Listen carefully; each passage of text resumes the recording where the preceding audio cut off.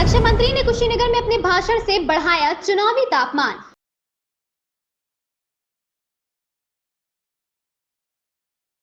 नमस्कार, आप देख रहे हैं यू न्यूज लाइव 24 और मैं हूं आपके साथ ज्योतिका। आइए रुक करते हैं खबर की ओर।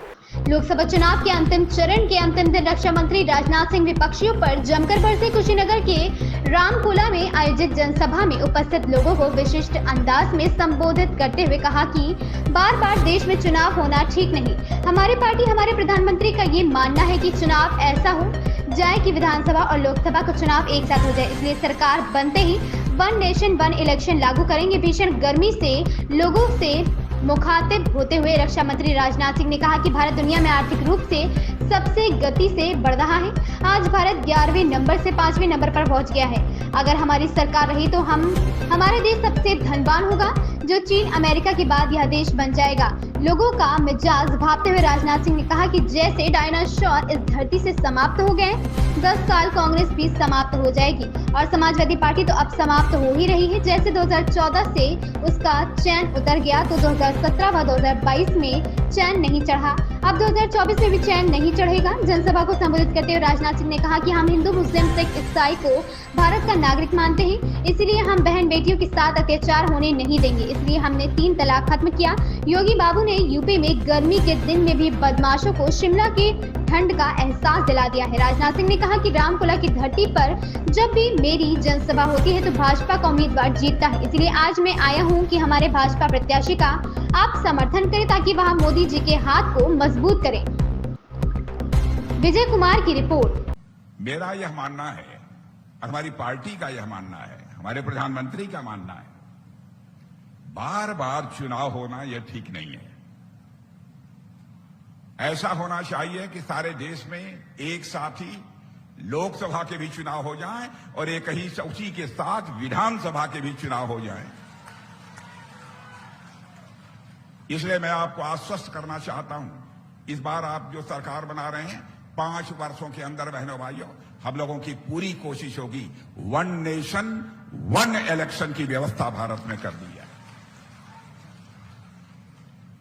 जहां तक मोदी जी का प्रश्न है, मुझे ज्यादा बतलाने की कोई जरूरत नहीं है। बहनों भाइयों, मोदी जी के नेतृत्व में भारत का कद सारी दुनिया में ऊंचा हुआ है। हो गई है कि मुझे बतलाने की जरूरत नहीं, आप लोग जानते हैं। 10 साल के बाद अपने घर के बच्चों से पूछेंगे कांग्रेस जानते हो बेटा, तो पूछेगा कौन कांग्रेस।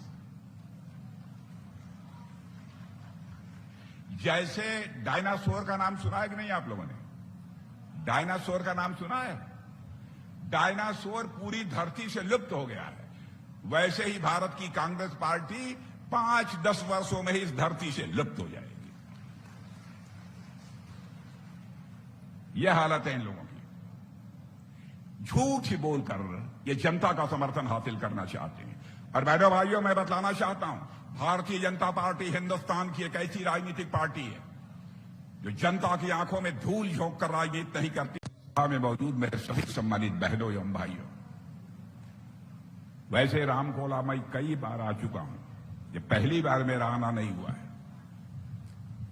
मैं बैठकर बोल रहा हूं या मैं गुस्ताखी कर रहा हूं, क्योंकि आज के 15 दिन पहले पैर में चोट लग जाने के कारण आंध्र प्रदेश की सभा को संबोधित करने के बाद नीचे उतर रहा था, पैर में चोट लग गई। डॉक्टरों ने कहा कि आपको 1 सप्ताह आराम करना पड़ेगा, लेकिन आप जानते हैं चुनाव का दौर चल रहा है। मैंने फैसला किया, जब तक 400 से अधिक सीटों पर बीजेपी नेतृत्व की एनडीए कामयाबी हासिल नहीं कर लेगी, तब तक मैं चैन की नींद नहीं लूंगा। जहां तक तो बहनों भाइयों, यही कहने आप लोगों के बीच आया हूं कि भारतीय जनता पार्टी के अतिरिक्त कोई भी इस देश का कल्याण नहीं कर सकता, केवल भारतीय जनता पार्टी कर सकती है।